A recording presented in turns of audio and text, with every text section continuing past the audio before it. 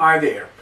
It is very encouraging when you study out the scriptures and you discover new things that you actually didn't see before. And that was how I felt when I discovered this scripture in John chapter 21 verse 15 onwards, where Jesus basically spent some time with Peter and the other disciples, and he's making some breakfast for them, some fish on the fire.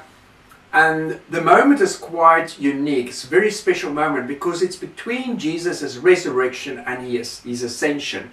In that period, I believe Jesus gave really some final, very important instructions and commands. And this is that exact situation where Jesus asked Peter, "Do you love me?" But he basically says, "Do you agape me?" which means is that's a more deeper love, like almost romantic, but a deep love.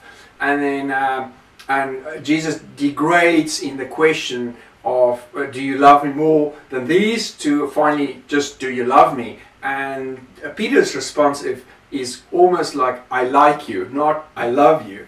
And how he walks away sad again, and it must have shaken Peter up, because not long before this, he basically betrayed Jesus 3 times.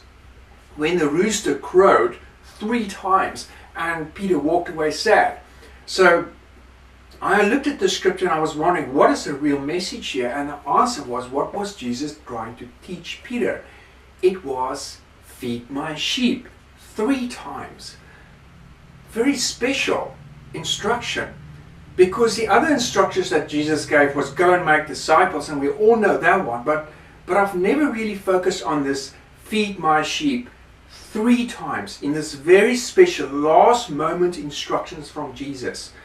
And I just realized how we just haven't been focusing on that, and on this feeding the sheep. And this study series that we're looking at is inspired by that of, are we feeding the sheep? And what is the things the Bible teach about feeding the sheep? And so I take it fairly serious that we need to look after people around us that are disciples and Christians.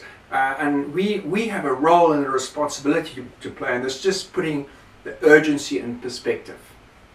So yeah, my name is Stijn van Wyk and I'm a disciple of Jesus.